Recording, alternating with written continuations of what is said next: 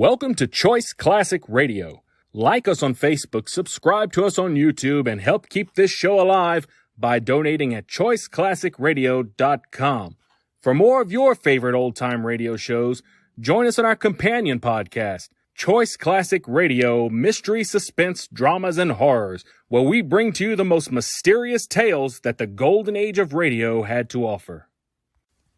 And now, with 728 episodes made, broadcasting on CBS Radio Network from 1949 to 1962, we bring to you yours truly, Johnny Dollar. The only reason I took this case on a savage island off the coast of New Guinea was that I'd been having a bout with a bottle of Old Fairy Godmother, and I was hoping to run into a native who would shrink my head.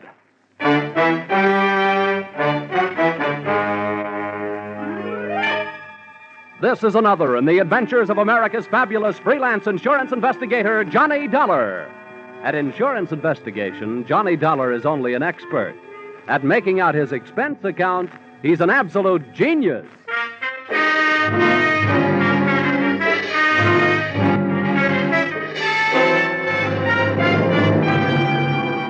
Expense account submitted by Special Investigator Johnny Dollar to Seven Seas Maritime Underwriters Association, Hartford, Connecticut.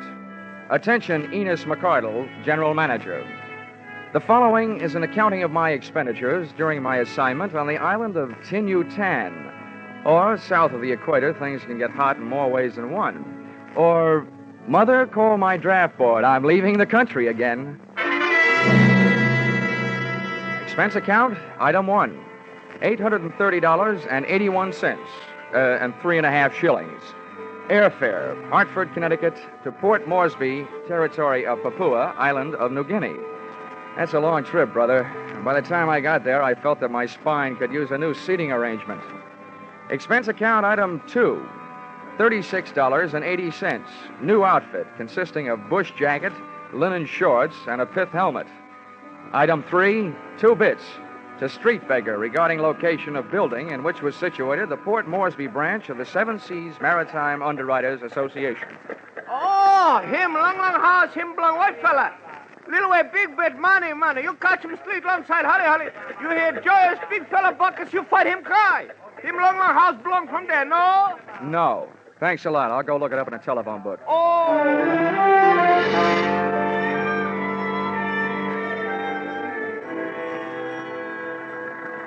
Yes, sir, I'm Mr. Narky, and it's lovely having you here, Mr. Dollar. I wish I could say the same about being here. Oh, now you'll get used to it. I don't expect to be here that long. Cool. You're a feisty one, aren't you? You have a very large job to do. Mm-hmm. Well, let's just say I'm usually very lucky. Look, first, let me tell you what I've been told so far, and then if I've left out anything, you fill me in, okay? That'll be ticky-boo, Mr. Dollar. Your company issued a group insurance policy to the Grand East Development Corporation in the United States. Now, that company used $50,000 life insurance policies as part of the inducement to get executives and divers for their pearling fleets. That's right. Well, about a month ago, they got word that the bodies of 2 of their 6-man crew on the island of Yutan had been found hacked to pieces. The other 4 men were missing, which adds up to a possible insurance payoff of $350,000. That's what I'm doing here, and that's all I know. Well, that's all there is to know. Oh, dandy. Has anybody done anything? What about the police? They got their own troubles right here in the port. And as for the government officials, they'll look into it the next time around. Should be in about 90 days. Oh, fine. That leaves you. What have you been doing to earn your money? Waiting for me? Well, you could put it that way, Mr. Dollar. Why haven't you gone over to Yutan? Well, now you might say that I'm just not a man of great courage, eh? Hey, but say, I can help you to get there. Oh, thanks. Heaps.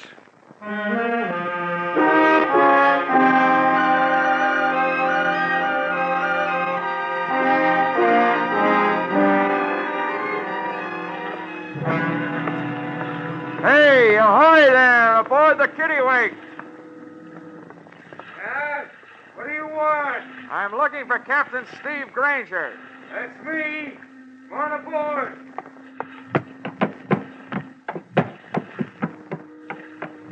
Captain Granger, I'm Johnny Dollar. Pleased to meet you. Mr. Narkey of the Seven Seas Maritime Underwriters tells me you might be available for a charter job. Where to? Yutan. Well, I guess so. Now, this is a big boat. It'll cost you big money. Narkey says your prices are fair. When do we leave? Tide will be ready by 5. I can't be 2. Good. I'll go get my toothbrush. Good. And since you're going to Yutan, you might also bring one other thing. A 45. The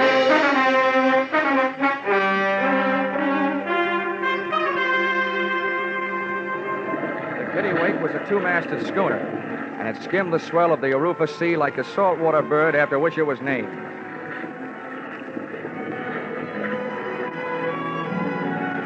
I guess I'm like most guys. When I'm standing on my sea legs, I suddenly feel like a giant, standing alone against the world. Romance is no longer a sleazy blonde in a tinny bar. All of a sudden, it's all stars and sky, horizon. And when the wind and the water start to sing their song to me, any bad in me decides to reform. I was standing on top of the deck house like Captain Horatio Hornblower, with my legs spread and my outstretched hands gripping a pair of backstays, or at least that's what I think they were. And just about the time I'd reached the decision to trade my Hartford apartment for a berth on a Macassar pearling lugger, I heard a footstep from out of the night behind me. Fair passage, huh? Huh? Oh, yeah, Captain. Guess you caught me dreaming. A waste of time. This is the only place where dreaming can't possibly be as good as living. It's none of my business, but this sudden jump in Yutan tourist trade, what's it all about? What do you mean sudden? Well, this is the first time I've ever taken one passenger there, let alone 2. 2? Yeah, another guy came to me after you did. He's below decks. Oh. Well, that ought to make you happy. It'll cut your fare in half. About that, I'll just let the guy who pays my expenses be happy. As for me, I like privacy. Who is this guy? Look, Dollar, I didn't ask you any questions, did I? Well, I didn't ask him any.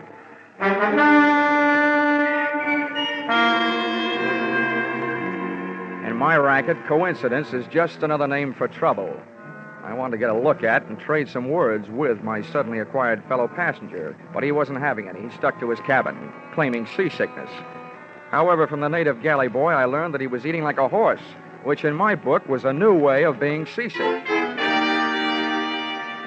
I borrowed a copy of Western Story magazine from the skipper, crawled into my bunk, and let the Kittiwake rock me to sleep.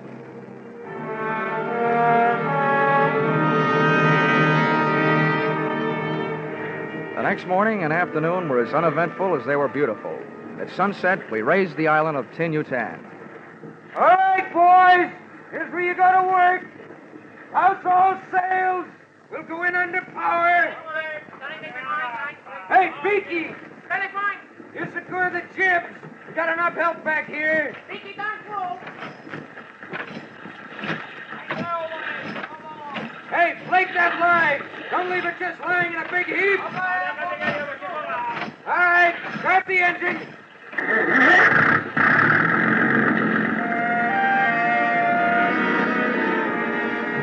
The big gas engine took over where the wind dropped us, and Captain Granger stood at his wheel, outfencing the submerged swords of coral with the slim prow of the Kittiwake. The ship had only inches of elbow room as we chewed our way through the boiling white passage of the reef, and my heart felt suddenly becalmed as we finally achieved the peaceful waters of the lagoon, which it protected. Let go the bower anchor! Hey, never mind that anchor. All bets are off. We're getting out of here.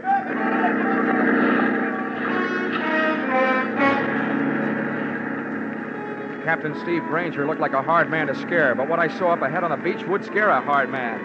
The broken body of a shipwrecked pearling lugger, and hanging from its foremast, the elongated body of a native who had been strangled out of one paradise and into another. Granger spun the wheel to starboard, and the Kittiwake started a retreat, but it wasn't that easy. Cut your power, Granger, and straighten out your rudder. We're staying here. Finally getting a chance to meet my fellow passenger. I couldn't very well shake hands with him, though, because he had a gun in each one of them. What the devil sure came, Keeley? I said cut your power. Got it! Keep that crew of Kanakas up forward. If you don't, we could use a few less natives around here. Hey, brother, clock. Use English! I want to know what you're telling them. You, Dollar, get back there by the wheel. Keep your boys back there, Granger, I warned you. All right, you think I won't call your bluff? You got guts. No, I'm native, you ugly pig. You can't stop the other two, I can. Now, maybe you'll tell me what you were saying to him. I told them there was a crazy man aboard and to go over the side. They decided to protect me. They didn't make it. Now lay this rowboat in close to the beach and drop your hook. We're staying.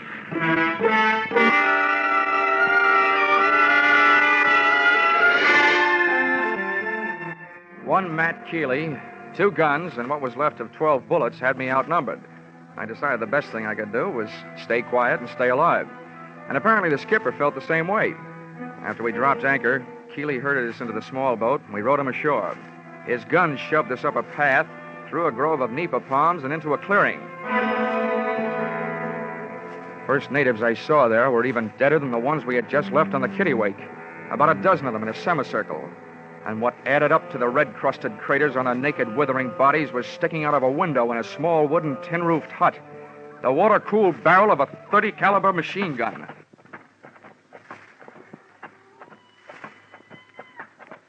South Sea Island magic, huh? Oh, I heard you were a wise guy. Well, that can be changed. Now, come on, inside, both of you.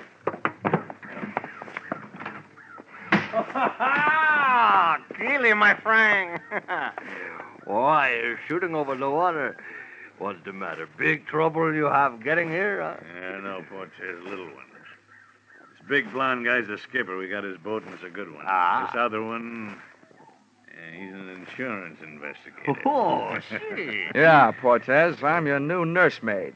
The insurance company sent me out here to look you up and take care of you. I hope I get around to it. My way. Hey, Keeley, what's that you say? You got my boat. Yeah, don't worry, big boy. We're going to pay you for it. We might even go as high as $500. Oh, that's great. It's only worth $50,000. Oh, having 500 alive is better than 50,000 dead, my friend. All right, what's your pitch? It's simple. We want off this island. We got a long way to go. Cortez, me, and a native girl. She's in the next room. We may have to stay at sea for a couple of months. Not on my ship. Use your head, you won't get hurt. Hey, you woman. Get back in there. No, I stay. Louie, put her away. Keep her out of here. On we go.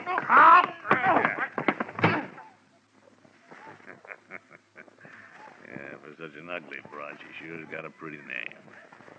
Papalaya. Well, Dollar, you've seen yourself a South Sea Island princess. She's your date, Keeley, not mine. Boy, Dollar. They do look like they were meant for each other. Save your wind for your sails, Granger. Now, what about your boat? Do we get it with a bill of sale or without one? Either way's all right with me, if you'll take what goes. With Cortez out of the room with Nature Girl, Granger's move looked like a good one. I was halfway across the room to make it 2 against 1 for the right side when the odds snapped back to even money again. Cortez came rushing back to join the fray, and he started fighting when he was 5 yards away. Just about then, Nature Girl came charging out of her quarters, swinging a chair over her head. I'd just gotten in position to shoot a right hand at Keeley's chin when another shot from Cortez's gun put me strictly on my own. Caught Granger square in the forehead, and he went down without a sound. I had time for one more try. Keeley's chin telegraphed a knockout message.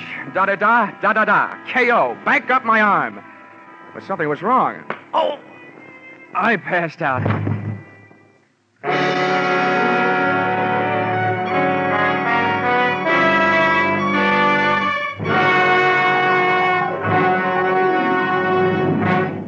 In just a moment, we'll return to the second act of Johnny Dollar. But first, 50,000 or more, always in the jackpot on Sing It Again. Music by Gene Autry and Vaughn Monroe. Music and thrills with Gangbusters, Philip Marlowe, Johnny Dollar, and Danny Clover, the Broadway cop. That's the one-way ticket to top fun on most of these CBS stations every Saturday night. This fall, when you hear them all on CBS, Saturday nights promise top music, top adventure, and a chance at radio's top prize. Now, with our star, Charles Russell, we return to the second act of yours truly, Johnny Dollar.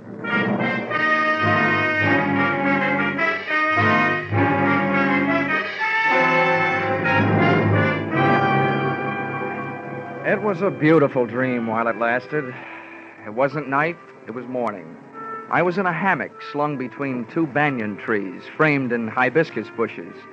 Someone was bathing my face with a cool, damp, gardenia-scented cloth. A tame parrot was feeding me toasted pumpkin seeds. As a smooth-skinned, soft-skinned, cafe au lait-skinned, half-caste, and all-woman type girl gazed into my eyes and cooed softly in my ear.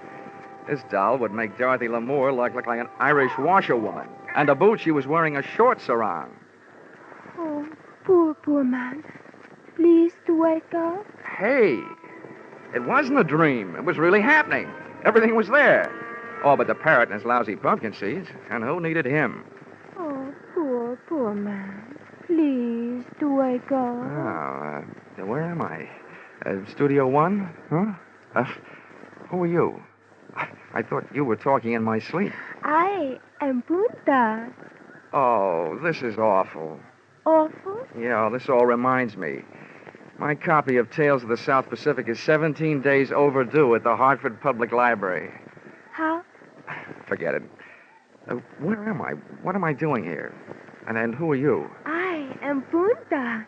You were brought here by the Princess Papalaya from the village of Great Death. Oh, well, that place isn't hard to remember. Wish I could forget it. The princess! The one with the droopy ears, the long feet, the flat nose, the pot belly, the bad complexion, and dirty hair? Yes, she is it. She's a doll. Last time I saw her, she was swinging a chair at my head. Oh, no. She hit other fella on head after he hit you. She save you. She like you. She tell me save you for her. Oh, what a way to die. Why didn't she hit me over the head with a chair? Say, you speak pretty fair English. Where'd you pick it up? My father was Chinese merchant on island of New Guinea. Same time as the war. You like GI? I certainly do. Sorry I didn't bring a Hershey bar. But tell me, why did the Princess Papaya, whatever her name is, why did she save me? I tell you. She like you. Oh, stop saying that. All I want to know is, what was she doing with Keeley and Portez? You know Keeley and Portez, don't you? Yes, I know them. They bad. I work in village until they make the Great Death. They kill all their friends and many natives. They bad. Oh, now we're getting somewhere. What was that all about? They die for pearl here for a long time. The native boy, they do not like these men. They do not dive anymore.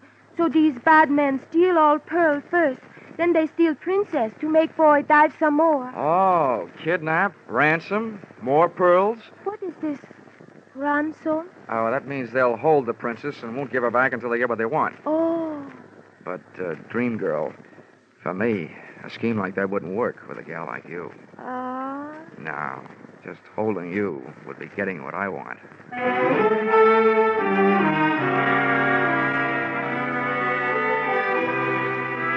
Only one thing wrong.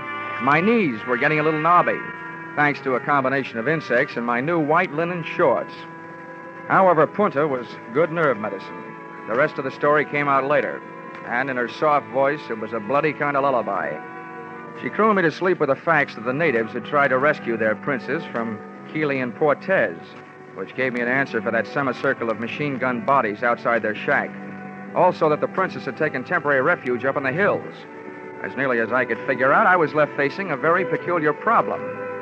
2 men out of 6 insured men had killed the other 4, and the 2 murderous survivors had this much going for them. To the insurance company, they were still worth $50,000 apiece on the hoof, which meant that my job was to keep alive 2 guys I felt very much like killing.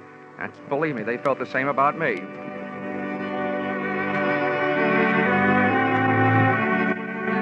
And with these beautiful, happy, restful thoughts, I left the call for darkness and went back to sleep. And who do you think I wound up with in my dreams? That hokey old parrot and his lousy pumpkin seeds. Johnny, time to get up. Huh? Oh. Hurry from your sleep, Johnny. There is more trouble. Hey, somebody's getting strafed. What's going on? They are killing again with their machine gun. My people trying to fight them off the island, but they are being killed. Now you must go and lead my people. Help them kill those bad men. This you won't understand, Gorgeous, but my job is to stop your people and save Keeley and Cortez. Johnny, you say that now? You are one of them. No, I'm not one of them. I told you wouldn't understand. There's something I don't understand. Why don't they leave? They've got what they want. Why don't they pick up their pearls and the schooner and the rotten hides and get out of here? Johnny, they do not have the pearl. Here, see? This one is for you. Black. Wow. You say for me?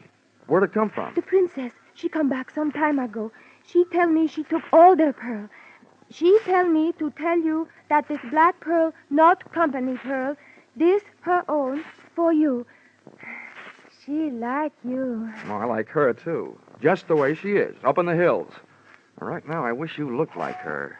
Oh, Johnny, you don't like the way I look like I am? I love the way you look like you are. Why you say that? Because if you did look like her, I think I'd have an idea that would stop those men. Yeah. Turn around. Yes, Johnny. Oh, this'll be the crime of the year, but maybe I can do it.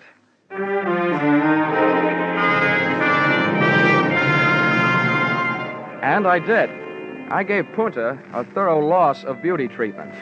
With the help of padding, dye, mud, and other jungle cosmetics, I had, at the end of an hour, a reasonable facsimile of Papalaya, the unprettiest princess in the history of royalty. I briefed the suddenly uglified Punta on what she was to do and had her lead me most of the way back to the fortress shack and the clearing.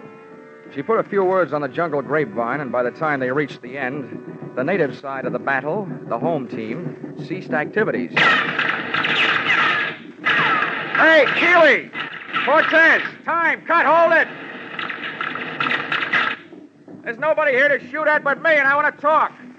Stay where you are, Dolly. Don't move. We'll shoot at anything we hear moving. Brother, we're getting so we can play this thing by ear. Yeah? Close enough? See what we mean? Now, what do you want? The princess has the pearls, and I've got the princess. I want to make a trade. What kind of trade? You get the princess and the pearls. We get rid of you. All this killing stops, and you're alive.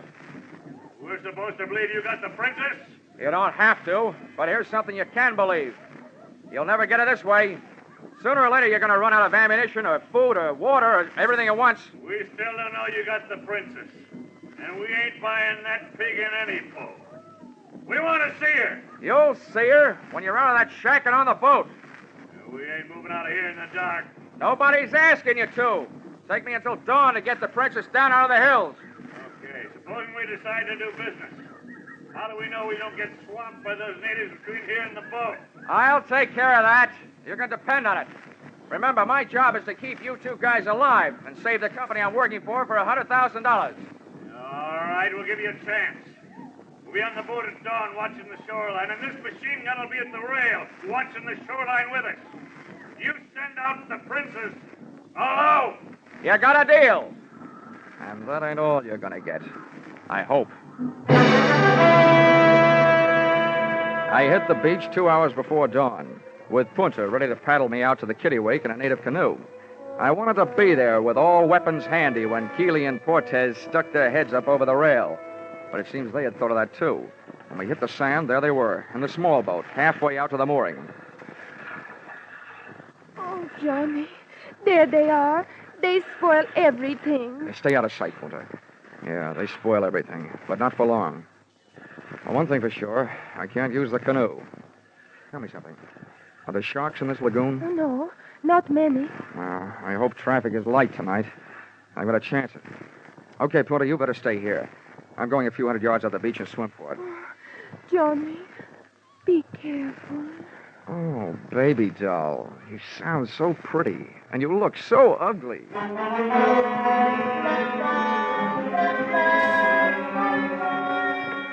The water was warmer than the pool at the Hartford Y. Certainly not as much fun. I spent most of the trip trying to keep from splashing and watching for shark rudders around me. That was good in a way. Helped me forget that I don't swim very well. 45 minutes later, I was still half alive, looking for a handhold on the slimy waterline of the Kittiwake on the seaward side. And there I stayed for the next hour and a quarter, listening to Keeley and Portez on the other side of the boat, nursing their machine gun and waiting like I was for the dawn. Okay, Portez, clear your gun. Canoe's pushing over from the shoreline. I say it. Put the glasses on it. We don't go out no mistake. Is that the princess? Yeah, wait till I get her in focus. They'll tell me. These glasses will bring in every line in her fat, ugly face. Those glasses brought something else, if they were that good. A hop on my heart, a lump in my throat. I had to move faster than I figured to. I had to get into action while their attention was all on the approaching canoe, and before they discovered that its passenger was not the princess, but her stand-in, Punta. I grabbed the gunwale, then the rail, cursing every drift that splashed back into the water off my body. I went slipping and sliding and rushing across the deck. Keeley was leaning forward, looking through the glasses, his thighs against the rail, so I hit him first, sent him flying over the side. With or without a machine gun, Louis was a tough guy. This one for the road, chum.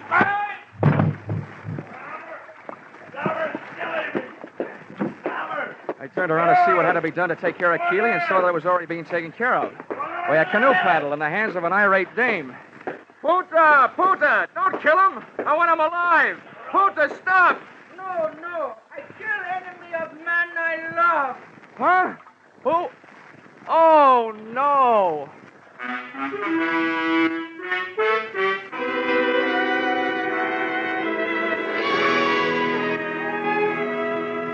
Princess Papalaya had pulled a rank on Punta and demanded that she be the one to come out to the ship in the canoe. Because, as she kept telling me on the voyage back to New Guinea, she liked me. Oh, well, she may have been awful ugly, but she was also an awful good sailor. And knowing the way to a sailor's heart, I bought her a present. Expense account, item 4, $10. Tattooing job on the Princess Papalaya's fat right shoulder. A picture of a ship under full sail. So now when she laughs, it goes bounding over the waves. Expense account, item 5, $40. Long-winded cable to 7 Seas Maritime underwriters. That's you, gentlemen. Recommending immediate cancellation of policies covering the lives of Keeley and Portez, who were in the hands of the New Guinea officials and looking forward to a short life and an unmerry one. Item 6, $831.81, 3.5 shillings. Airfare, Port Moresby to Hartford. Item 7, 48 cents. Past due charges at 2 cents per day. Hartford Public Library, on my copy of Tales of the South Pacific, which incidentally I never did get around to reading. After all, it'd be an utter waste of time for a man who has known a gal like Punta. Expense account total $3,286.44. Signed, yours, truly, Johnny Dollar.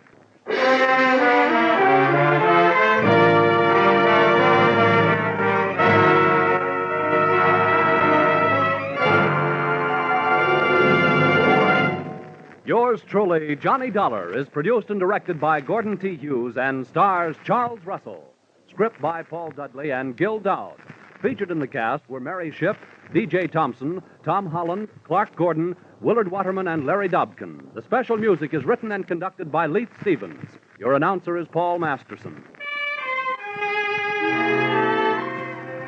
Be sure to be with us at this same time next week when another unusual expense account is handed in by... Yours truly, Johnny Dollar.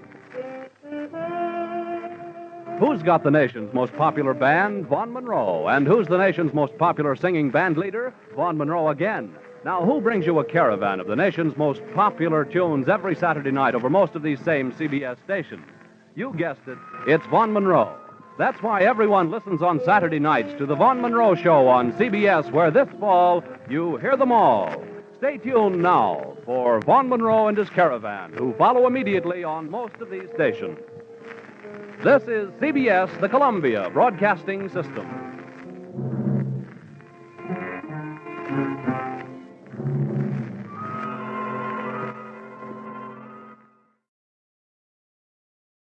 That concludes today's episode. We'd like to thank you and remind you to donate at choiceclassicradio.com. Remember, your donations make episodes like this possible.